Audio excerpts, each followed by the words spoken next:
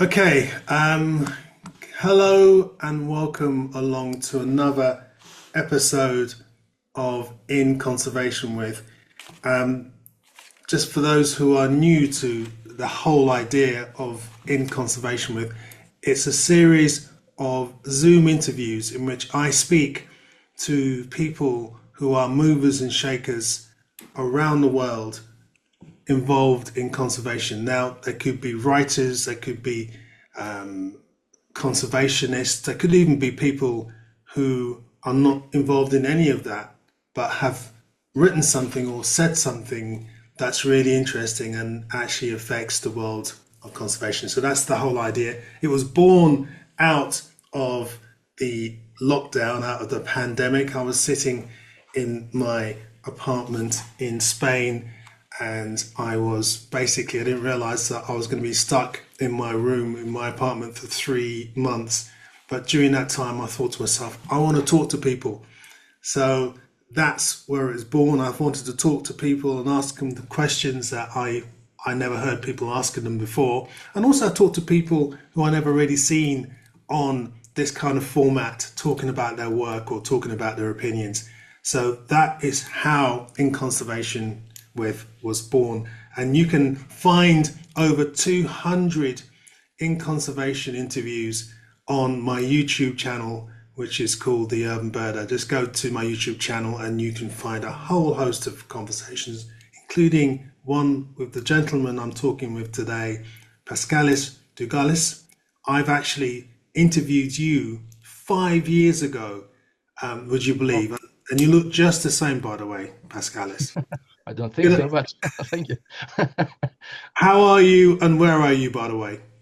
Um, I'm in Munich in my working space, where I live and work for the last 28 years. And yeah, looking forward to talk to you again on another Good. Well, subject, a related subject to my art, but it's something completely new and I would say something exciting. that's for sure. Yeah. I won't doubt that at all. And by the way, just as a matter of course, I need to. How could I possibly even attempt to forget the fact that we are sponsored? In Conservation with is sponsored by Kawa Sporting Optics, who are the manufacturers of the world famous and absolutely amazing Promenade Scope, spotting scope series, and also to the Birds, Wildlife and Nature Tours. They are the tour company that strives to deliver the best in birding and wildlife watching opportunities throughout the world. So thank you guys for sponsoring this interview on In Conservation with. Now, as I said, Pascalis, we've met online 5 years ago, and I remember I knew about you before then because I've been following your art on social media for some time. And 5 years ago, when we spoke on this particular forum on In Conservation with, I remember saying to you that I was really, I loved your work, but I was so delighted when I had a book published in Germany, which was called hashtag Urban Birding, as you can see there. Yes. And you did all the illustrations within the book. I don't know if I can just Yeah. show some of it there. Yeah. Come on, my background going on here. Flying flag. But you did a lot of the illustration for all the illustrations in this book, so I was really delighted when I came across that. So it wasn't, I didn't actually ask for you, but I got you, which was great. I was delighted by that. So that's fantastic. But obviously, since we spoke 5 years ago, you've been up to a lot of things. What have you been doing in the last 5 years? Many things actually. Doing illustrations as I mainly do actually with the same publisher, with Cosmos Publishers in Stuttgart, and many private commissions involved in some projects regarding extinct or endangered species. And I had the fortune to be maybe very few people know this, but I have been involved with in the project of the organization called Artists for Nature Foundation. I don't know if you ever heard about it. The Artists for Nature Foundation, an organization based in the Netherlands, which combines art with nature, with protection of nature. And I had the fortune within the last 5 years to take part in 3 projects in first in Hungary, in southern Hungary, then in Slovenia, and the last August, beginning of September in Alaska, in southeastern Alaska. It has been the most fascinating experience I ever had so far.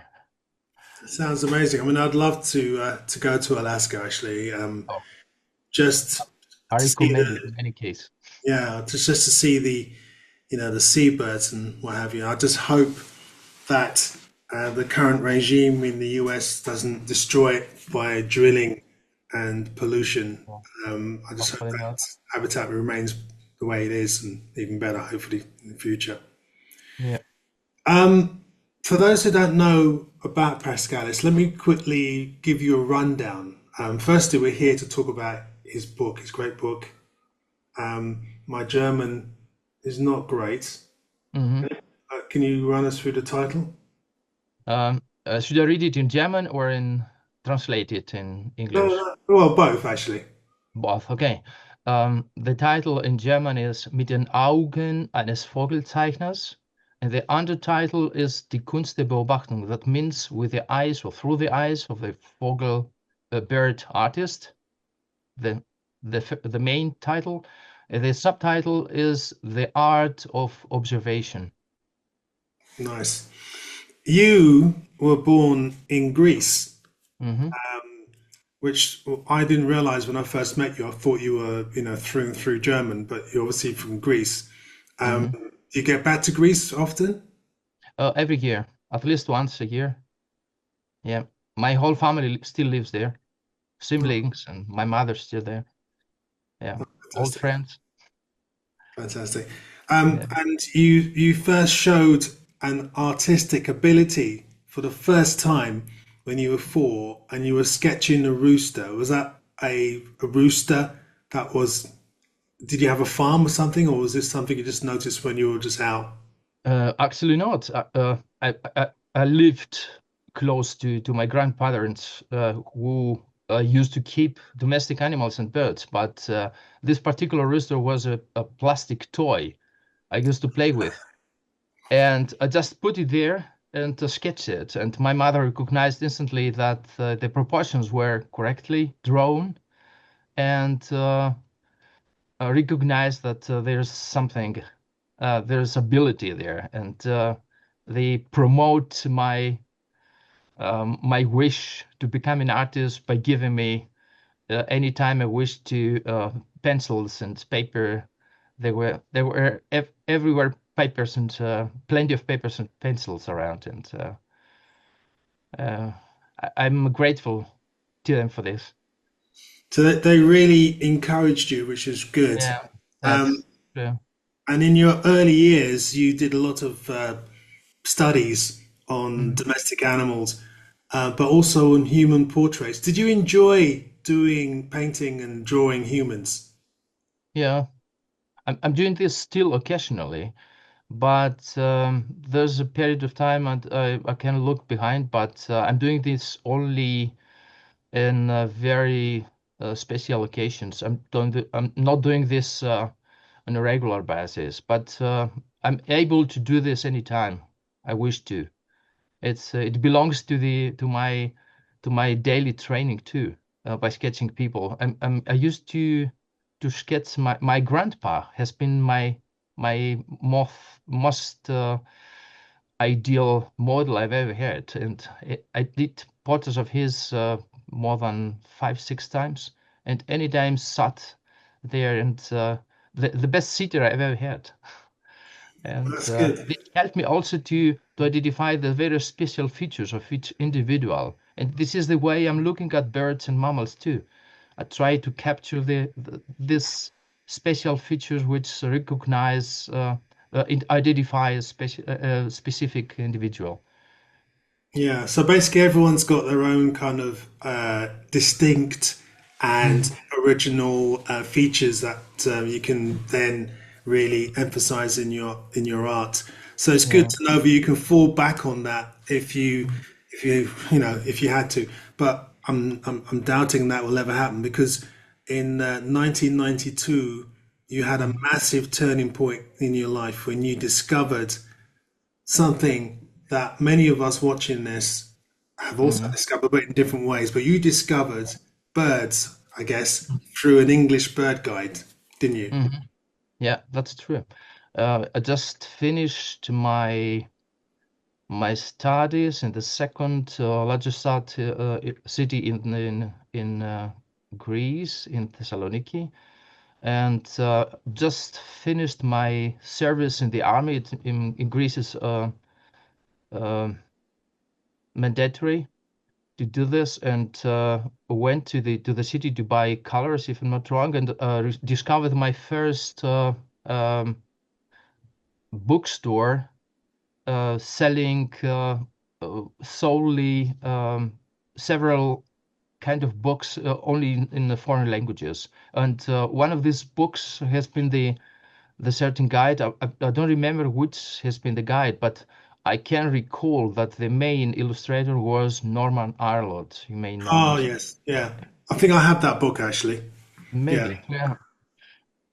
And that has been a revelation first, and um, led me to understand that I have to learn so many features in order to realize how to identify a certain species of bird. And it opened my eyes and my way of looking at things.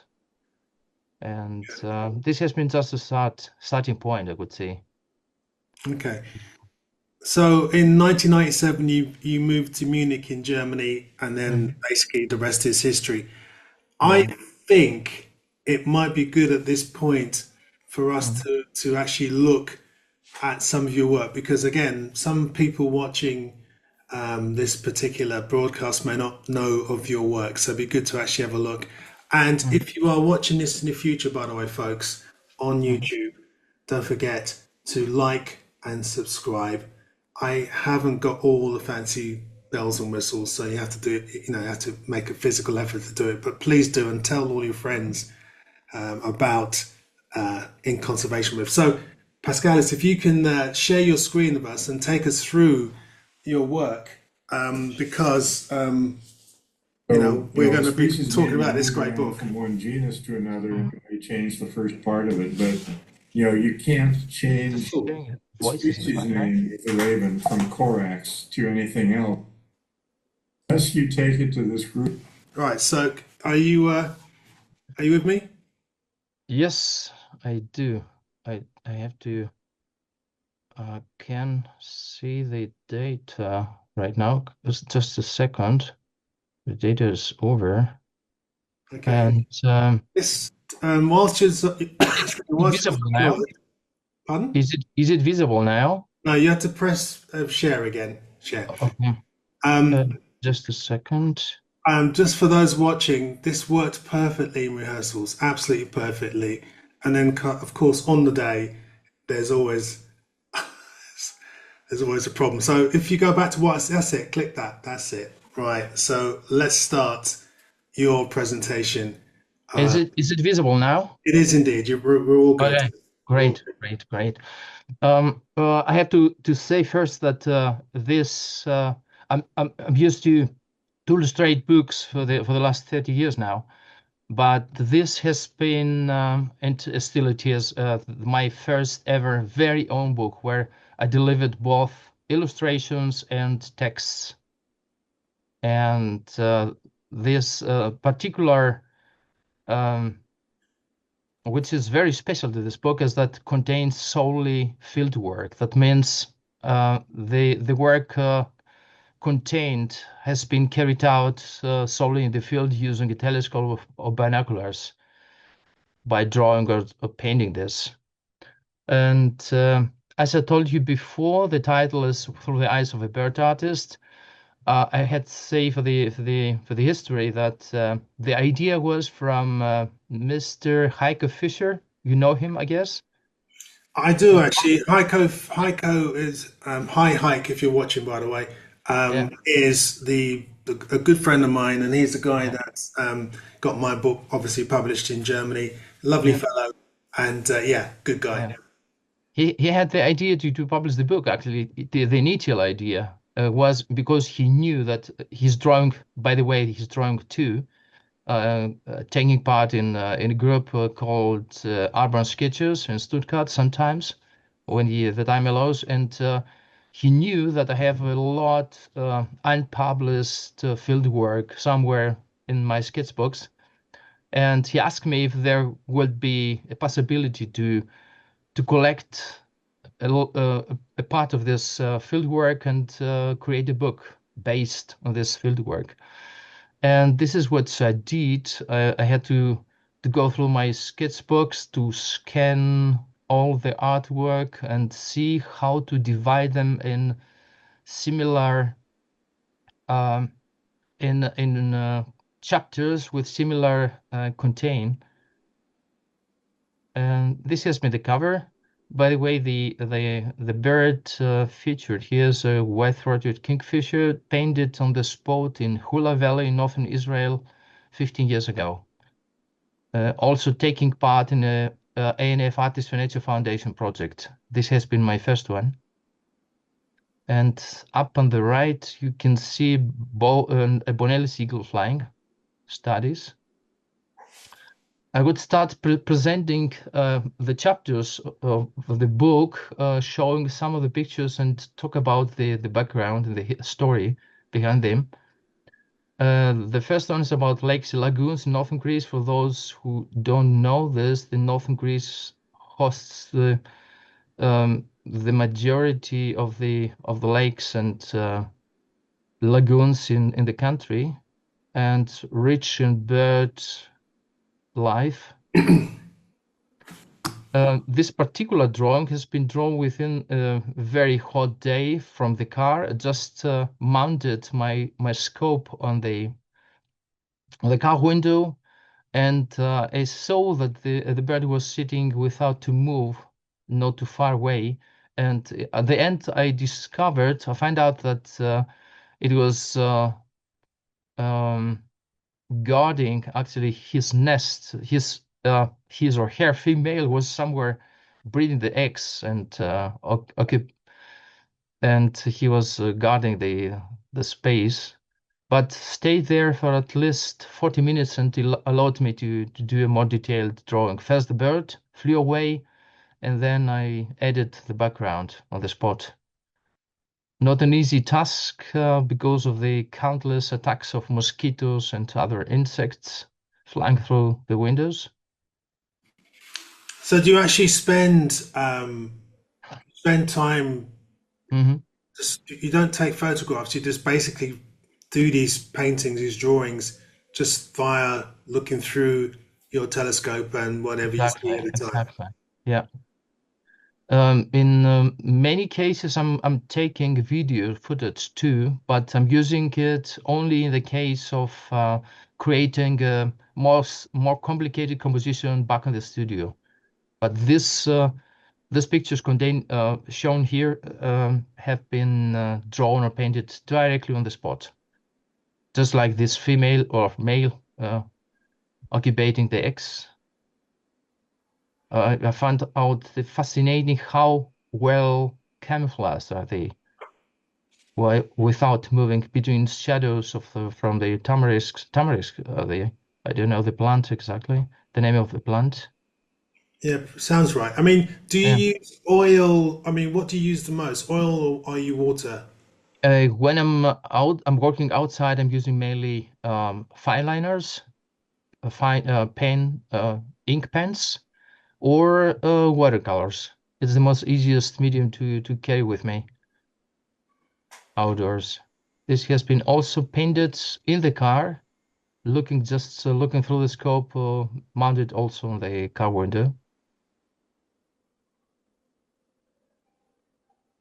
I'm moving now to the northwestern part of Greece on the Prespa Lake. You may have been there. I don't know if you've been in the past. It hosts the largest maybe a colony of Dalmatian pelicans in the world for more than 1,500 pairs. Well, you know what, Pascalis? To my shame, I've only ever been to Corfu in Greece. Mm-hmm. It wasn't for birding reasons, even though I was birding. Okay. And the Dalmatian pelican remains one of the few birds in the European mainland that I've yet to see. I've never seen one. Mm-hmm. Wow, that's impressive. You have to then if you want to see one from close quarters, you have to visit Kerkini Lake in northern Greece, not too far away from Thessaloniki. It's very easy to access with a flight to the big city, and then an hour drive. You have been there. You could be there, and you can see them and watch and enjoy them from close quarters. And it has been a late May, if I'm not wrong. I was driving through the landscape, and it has been a delta of a small river leading to the largest of the two lakes. There's a combination of two lakes combined, um, related to each other. There's the little Prespa Lake and the largest one, and this has been on a sandbank very close to a delta of a small river, flowing to the largest lake. And this has been also sketched from the car using the telescope again. And Just out of interest, sorry to interrupt you, Pascalis, but just out of interest, no problem. for those people watching who are not artists, Mm-hmm. are just watching this because they love the look of your work, Yeah. how would you, with this particular illustration, how did you actually start? Did you do what I would think I would do when I was at school, which is like draw an oval for the body and then another Mm-hmm. circle for Yeah. the head, and then sort of start from there? How would you start that particular illustration?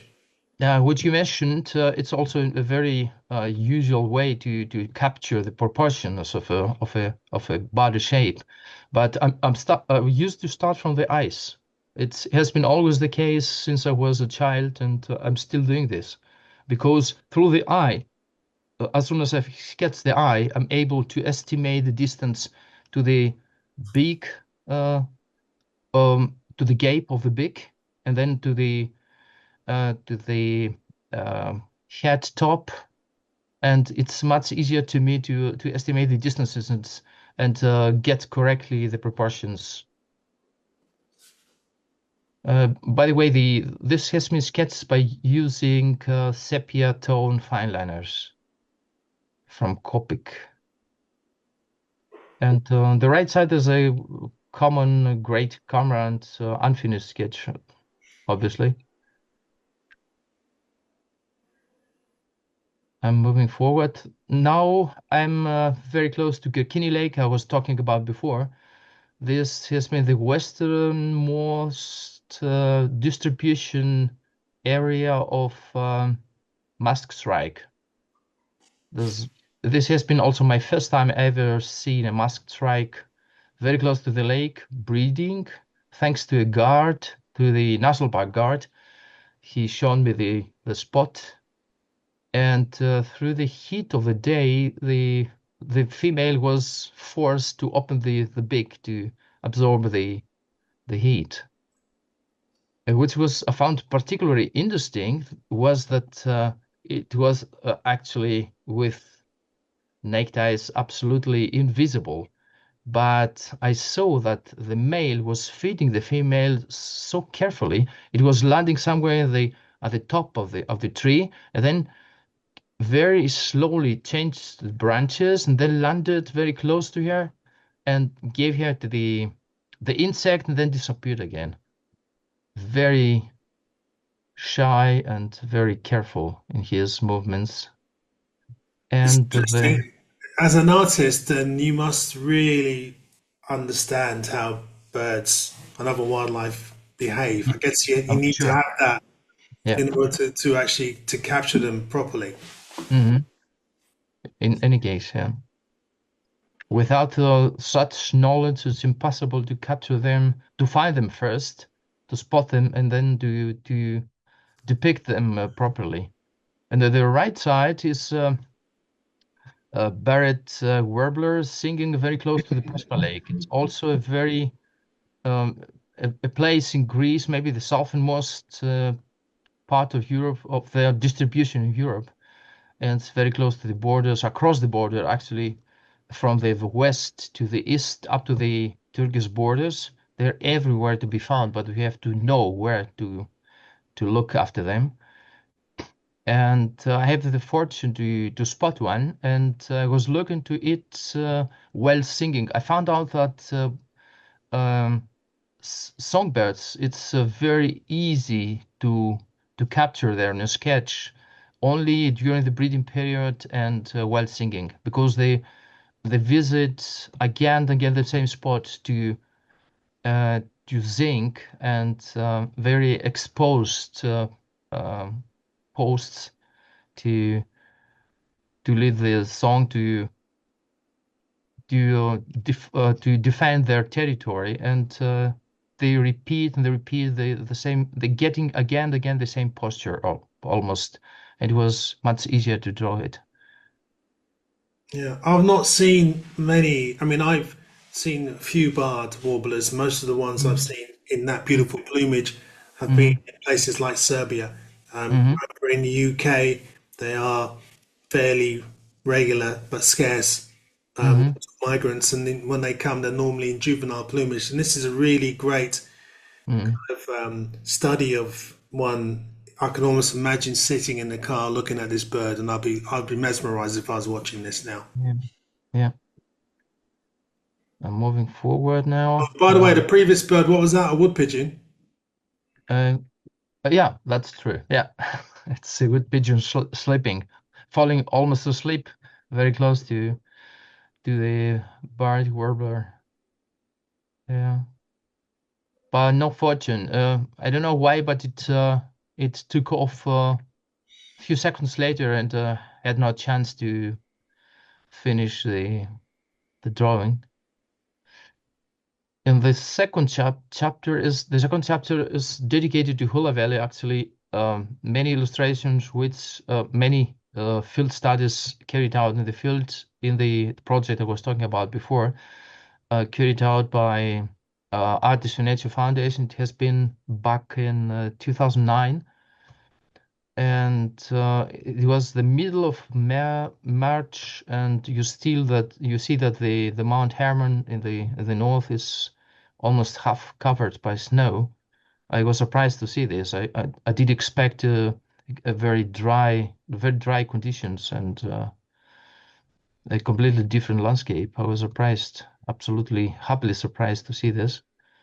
This is the Hula lake in the middle of the protected area. Two very distinctive kingfisher species occurring there. Absolutely new species to me, just like the gray kingfisher on the left and the white-throated on the right and to the right. Yeah, And I'd kingfisher. Yeah, yeah, this hovering behavior while hunting from gray kingfisher has fascinated me. I didn't expect such a behavior before. I didn't observe such a behavior before in a kingfisher. And I was also surprised to see that the white-throated kingfishers weren't dependent on water. You could find them everywhere, close within the um, human settlements, or in the fields, or on the low hills. They have been everywhere. They don't depend on their feeding. Um, they don't. They are very flexible in their feeding behavior. yeah. It's not just fish. They can, they are very Uh-huh. omnivorous. Yeah. Very close also to the lake. The presence of the black-hides. They have been literally everywhere, hundreds, if not thousands of them. Maybe many of them, maybe they're overwintering in the area, I would say. Just like the common cranes do. I heard that more than 30,000 cranes overwintering every year in the area. They have been feeded also by the national park authorities. Obviously they feel pretty safe. This has been a very fascinating experience. I had early in the morning, a very foggy and cold morning, um, uh, where a flock of I don't know how many hundreds of white storks heading to the north that just came from the south landed uh, and joined the cranes for a couple of hours and then moved to the north again. The just without the sound, just took off and disappeared. That was, yeah, completely different behavior than the cranes. You know how noisy the cranes are. But the light, I love this light, this early morning, these reflections coming from the early sun. Um, Yeah, I also light I come like from above through the fog. yeah, I like the fact that you caught that spur-winged lapwing or Yeah, spur-winged plover there yeah, as well. It's a yeah, nice little touch. yeah. Also extremely common birds, and I have to state that I regret that I didn't make any further studies of these birds. I have to. There have been so many unknown birds to me that I missed the time to make more detailed studies of this bird, of spur-winged plovers, and So maybe. did you not have a guide with you? Were you not with someone that was showing you stuff? Or you just sort Uh, we had a couple of biologists leading us to various places, but I thought I'm going to find the time to do somewhat later study of it, but I didn't make it eventually. There have been so many motifs and so many new situations and birds to me that just the time wasn't enough. This has been my only study of a spur-winged plover in the whole valley in Hula Valley. I'm moving now to the next chapter, featuring a place which you know pretty well. Extremadura, Monfragüe, and Serena in the middle, southern, western Spain, one of the hot spots of bird life in Spain. And I'm pretty sure that you can recognize the rock face here in Monfragüe. It is La Portilla in the eastern part of the national park. The vulture rock, actually breeding space for several vulture um, pairs, an eagle owl pair, and in the back you can see a darker tree up on the top right. There has been a breeding space then. I don't know if it still is of a imperial Iberian imperial eagle. Yes, I mean that particular. I mean, I recognize it obviously because I'm hanging out in Extremadura all the Mhm, time, really. But mhm, yeah, I mean the imperial eagles are easily, well, not easily because you have mhm, to wait to see them. But when they do come, you mhm. do see them flying around, and they're easily seen there. The eagle Yeah. owl can be pretty tough. I mean, I went a couple of times this spring, and I didn't see them until one day I suddenly realized they were staring me straight in the face. Yeah. So yeah. They have been chasing the vultures all the time, and they were pretty noisy, very vocal. The the eagles. I was also surprised to observe this, that how loud and noisy they have been white calling. And the very first day on the same spot in La Portilla, I had the fortune in the lookout point. I met several bird watchers who showed me the place where the eagle owl was sitting, protecting her, maybe here, I would say it has been a female, protecting her chicks, two chicks. And I did the drawing the first day on the left, from the eagle owl, and using just a big pen ballpoint pen. And 2 days later, while raining, I did the watercolor on the right side. It has been the same bird. The one on the left-hand side, the ballpoint pen Hmm. work. How long did it take you sitting there to produce that? It depends on the model, but in this case, as you can see and expect, the owls are mostly very um, great. There's the great models I can expect, and it took me at least a half an hour or 40 minutes to finish the drawing.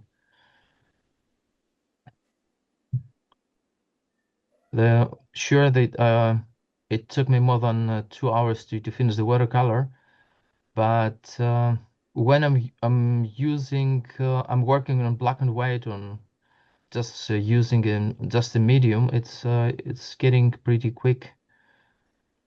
I have to be quick actually in order to capture the bird.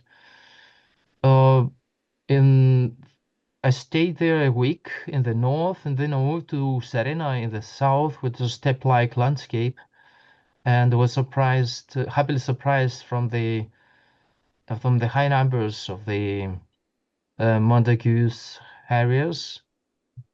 They have been everywhere, visible, present, and this drawing has been done early in the morning. Now recalling the situation, I had to say that the most of the drawings have been drawn from the car. Always the telescope on the car window mounted, and it was the easiest way to come closer to the birds and keep my hands free to work. Yeah, La Serena is one of the best places I think for watching Yeah. Montagu's harriers, and this Mhm. in the Badajoz province, which is in southern Extremadura. Yeah. In the Cáceres province, where you were, the Mhm. numbers of Montagu's harriers is very low. I mean, I think last year there were no breeding birds at all. Oh. Whereas in La Serena, I think the bit where you went to, in that area, there's upwards of 400 pairs. I mean, there's Yeah. loads of them. They've really suffered though in terms of numbers Mhm. generally. Um, it was also the case with the little bastards. It has been pretty common in this area, very common, beside the Montagu's harriers, and of course the uh, woodchuck shrike. I had for the first time in my life a woodchuck shrike singing, and I tried to capture it on in my sketch repeatedly. It was hunting insects, and was landed again and again on the same spot, just like the bird warbler did in the foreign chapter. It it's a very easy, not for everyone, but it's the easiest way to capture a songbird during breeding time and while singing.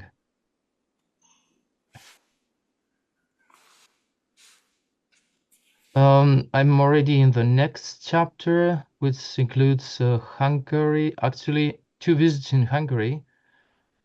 Pictures from two visits. The first one has been the while participating in the ANF Artist for Nature Foundation project in the south of Hungary, close to Croatian borders.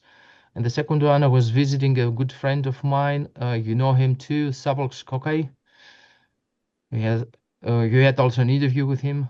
I recall the case, and this has been a landscape in the middle, the southern part, from Budapest. Kiskusang is the name of the national park.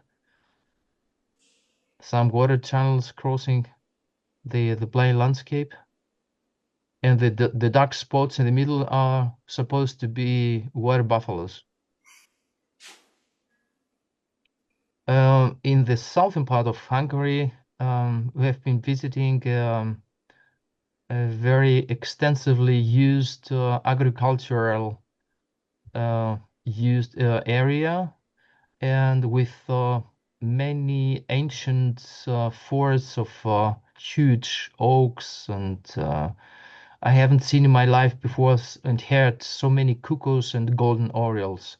It has been an absolutely highlight, the cuckoos and the orioles there. Two male cuckoos calling in my drawings. Bee eaters, they have been everywhere, and they bred very close to my surprise, very close to the ground. In this case, on the right side.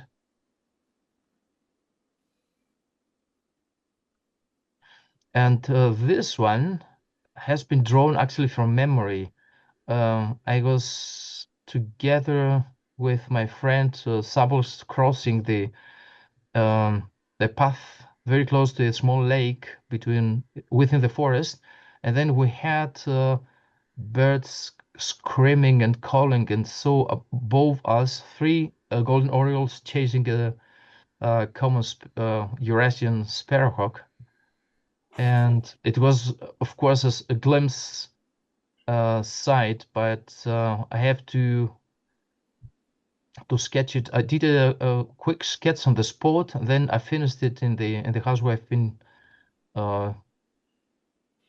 living at the moment, and then I did the watercolor shortly after, because I wanted to capture the scene in any case. That's really evocative, that image. I mean, I just love it. I think, it's not something, especially if you live in sort of Western Europe, like in Britain, for example, we don't have golden orioles like flying around like that during the summer. So to see a sparrowhawk being chased by golden orioles is very unusual, Yeah. in terms of how I mean, even generally, even in places Yeah. like in Spain, I've never seen, Uh-huh. golden orioles mobbing anything. So it's really a Yeah. beautiful, Yeah. It's a evocative image. behavioral study. And I was absolutely surprised to hear how awful the voices can be. From the golden oriole, we're used to hear them, the beautiful summer song. But while chasing, they were screaming so awfully. It was impossible to recognize them as golden orioles. It was absolutely something completely different, a completely different sound, very aggressive and awfully sound. This chapter is dedicated to meanwhile preferred favorite bird of mine, the tawny owls. There is a park in the western part of Munich, Condeni Castle, and some water tunnels and a big forested area in the back, which called Nymphenburg Park. It's a destination for many tourists in Munich, visiting Munich, and the most of them, of course, they have no idea that this park hosts also maybe one of the most dense populations of tawny owls maybe in Germany. I don't know. And I had no idea that they breed there until 2012, when a friend of mine, a photographer, asked me if I had interest to draw a tawny owl from life, and then showed me the first spot where to find them. And thanks to many other visitors of the park and photographers were visiting the park regularly, I had the chance to find out where the other tawny owls breed or use the places using for their daily sleep. And I had the fortune to draw or paint more than 90 maybe studies on the spot, meanwhile, within the last 10 years.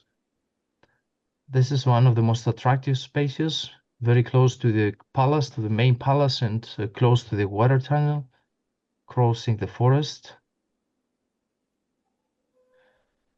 The very special in this occasion, I don't know if you know this from other cases, that almost every tawny owl has its name, and the names have been given by the photographers or visitors who have discovered them. And it's really funny to know that this owl is called this way, and this owl is called this way. And so it's very easy to separate them and identify them. It's interesting in Germany, it seems that there's certain places, mostly urban places, where there's Yeah. large numbers of things that you would never normally expect, and plus probably the largest in the world. So, for example, in Yeah. Berlin, you've got the goshawks, and there's Yeah. probably, Yeah. if Uh-huh. probably the biggest density of urban Eurasian goshawks in the world. Mm. And then you got eagle owls. I think it's Wuppertal. Mm. Apparently, there's a big population of eagle owls there, which again is probably bigger than anywhere else in the world. And then you got these tawny owls here in Munich. It's amazing. Yeah, absolutely. There's the same bird on the left, which I did before in watercolor, and to the right you can see a young one, an owlet, sitting somewhere very close to the ground, by the way. Wow. But it was sitting very, very, very, very almost unseen within the leaves, and had the fortune uh, to know about it thanks to a friend who spotted the bird, and we tried to keep the spot secret as far as we could, because you never know how annoying the people can be. The bird to the left has been drawn on a very cold and foggy morning. It has been 10 years ago, maybe. It was November. I can't recall the case. And then in early December, a storm came, and the tree where the owl was sitting on was broken down, and obviously the owl moved somewhere else. And I was grateful and thankful to have caught in this beautiful light on the owl in the drawing. And it has been drawn using colored pencils due to the low temperatures. I wasn't able to use watercolors or something else, or something containing ink, and colored pencils were the ideal solution. What's your favorite medium? Which you like prefer to work with? I would say fine liners and watercolors. But I can't use. I'm switching all the time mediums. I can't stay for a long period of time using just a medium. I have to change anytime. In one case, using fine liners, pencil. Meanwhile, only for the preliminary drawings, and then markers as in this case, and on the right, on the back of the right, I used Copic markers, ink pens, or gouache colors, and acrylics just for the larger paintings, only in the studio. I used only two times acrylics in the field, but it's not easy to carry them out, and I try to avoid to carry so much material with me when outdoors. This has been just a short presentation. In the book, you can find much more illustration of this. This is a chapter dedicated to the birds in the city, mostly carrion crows or blackbirds. This has been a female sitting just very close to to the neighbor's balcony, and enjoying the evening sun. And I had the fortune to have it for at least half an hour. This is a very small watercolor, by the way. It's not larger than 15 centimeters. It's a pretty small one. And these are the partners of the same couple. on the left side is the female, the same female I did in watercolor before, and the male on the bottom. And which I noticed then, because now we moved somewhere else and we don't have the chance to watch and observe the blackbirds from close quarters, but I noticed that in the early summer evenings they used to stay somewhere for a longer period of time, and they just letting some tones, a kind of song, but not a real song, but just very low tones, and just sitting and enjoying the light or the peaceful evening. And I used the time to. I used actually. I was grateful to find out this and to be able to finish the drawings on the spot. Now the carrying crows I was talking about with they're everywhere actually to be seen, and I love the glaze on the feathers where the light is coming on the feathered parts of the body. I love this glazing.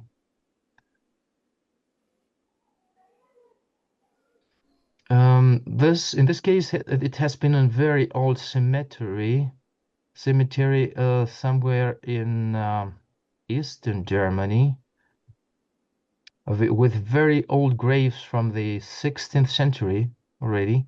And this, I love to see that in this ancient, like from created by humans, but due to ancient, to abandoned graves and huge old trees, it gave breeding grounds to birds like um,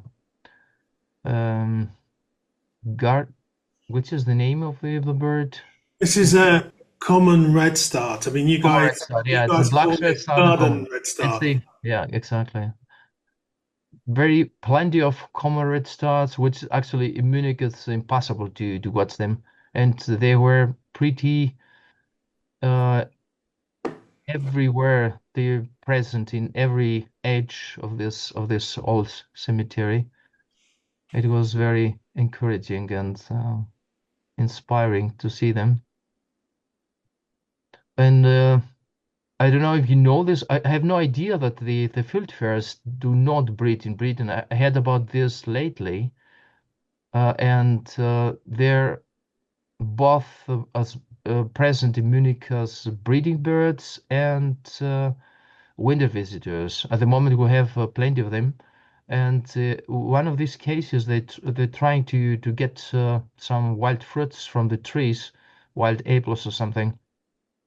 And I was able to watch them from my working space window, and I did this quick sketches from a certain distance and without to disturb them and keep myself warm. And on the right, the occasional domestic dove. Everyone know them. Maybe I have to do a book in the future studying domestic doves. They have so many features and color tones, and it's a pretty interesting subject, though not very. Um, they have been hated and chased from many people, particularly the people living in the cities, unfortunately. Um, this is a chapter dedicated to water pets, as you can see. Um, the watercolor has been painted in our local park, not too far away from our home in Munich. The bird was built its nest exactly at the middle of the lake in the park, and gave me some good great views, and I used the time to complete the watercolor on the spot. I love these reflections in the greenish water at the bottom. Tried to capture them as good as I could. It wasn't easy at all.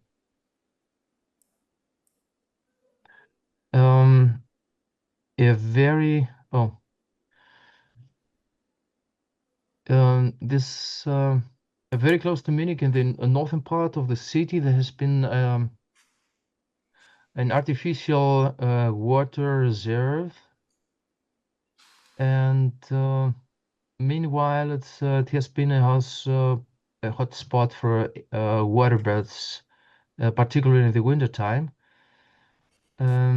Many rabbit shelduck arriving there, as well Egyptian goose, and the most impressive part are the thousands of ferruginous ducks.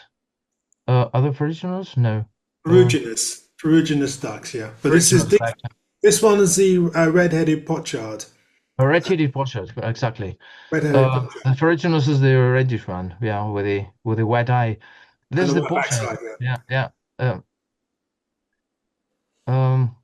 It's pretty impressive. They behave pretty tame and coming very close to the edge of the lake, and was able to finish the watercolor on the spot. Besides ducks, there will also common terns to be seen there during breeding season.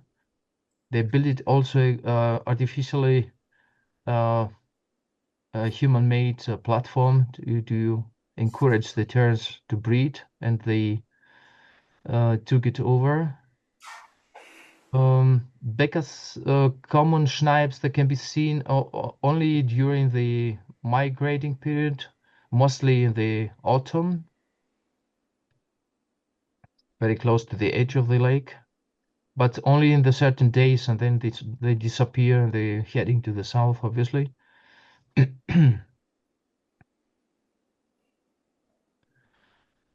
When I'm not having the time to drive outside of the city, I'm just going back to the river of Munich called Isar, which is crossing the city from the north to the south. And in this case, I managed to get a black-headed gull in winter plumage, enjoying the sunlight, and a great cormorant in eclipse plumage.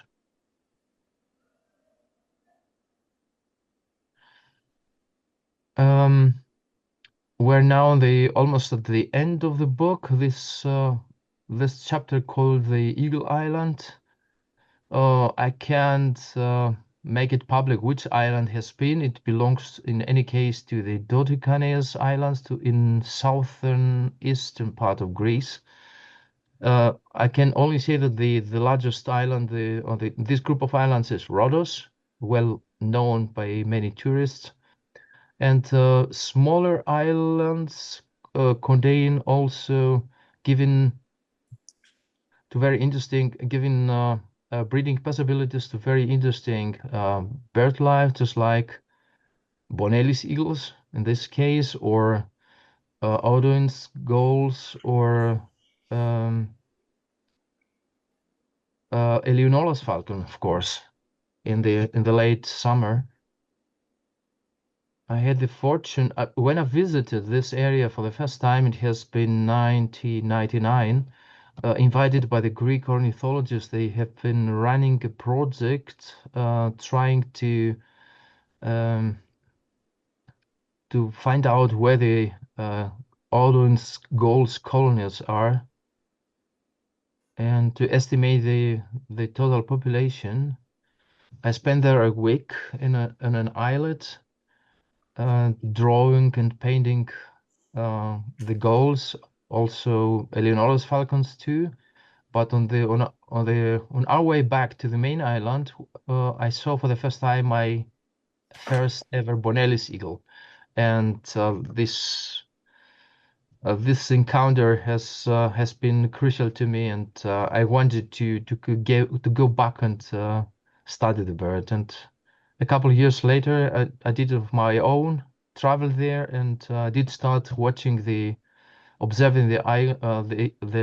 eagles during breeding time. And it has been also something which an experience which has been a kind of mark for my artwork, and several pictures came out from these experiences I had on the spot, and many of them a couple of them have been awarded, and the second one was the reason that I got my first ever largest commission from the Cosmos publisher, a bird guide, and I'm pretty grateful to these birds.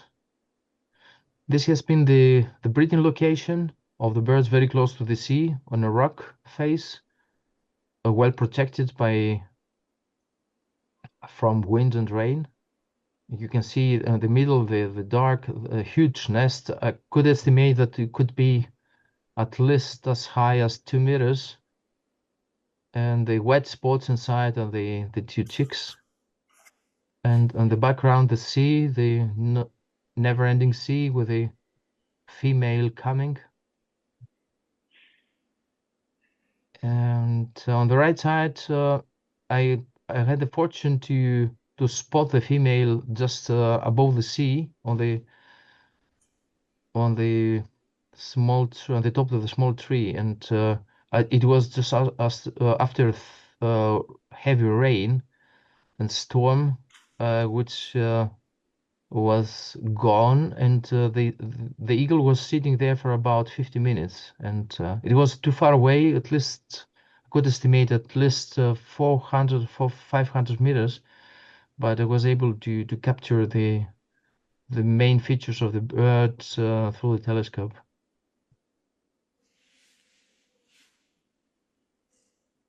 And this is the bird I was talking about. This has been the reason I did start using a telescope to draw birds. Odin's goal, close to its colony, and on the right side, Eleanor's falcon over there, breeding grounds, flying over the top of the cliffs.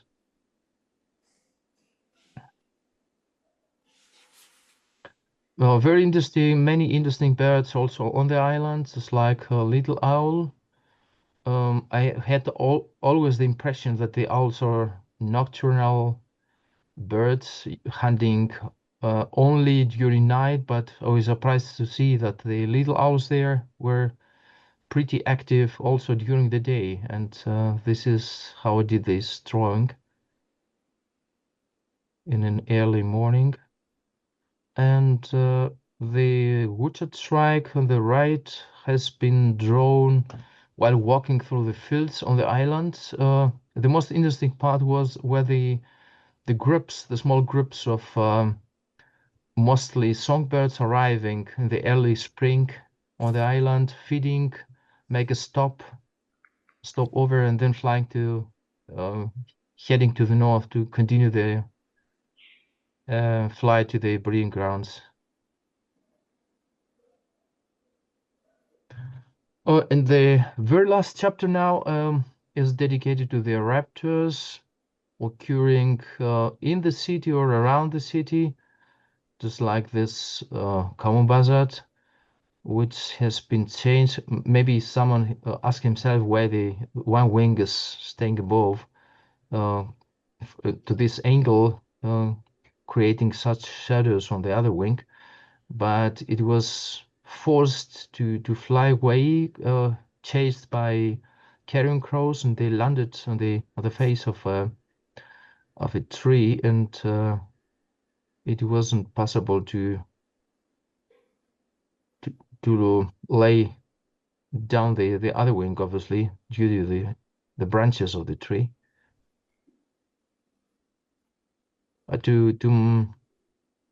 I was fortunate to have it there for at least half an hour, and I was able to finish it pretty quick. Common sparrowhawks were breeding very close to our home here in Munich, but they moved away the last 2 years and didn't appear again. I don't know the reason, but I would say maybe they have been disturbed during breeding season and because the availability of prey it's abundant and it shouldn't be a reason to avoid the place, but nobody knows really for sure. And on the right side is red kite, but it's also a success story in the western part in Wales in the UK. And it's also a success story to talk about them in Bavaria in the southern Germany, because they were absolutely absent when I moved to Munich 28 years ago. It has been absolute rarity, and within the last 20 years, the number of pairs breeding in the southern part of Bavaria, close to just the southern more words of Munich, just between Munich and the Alps, and the numbers of the pairs has been increased significantly.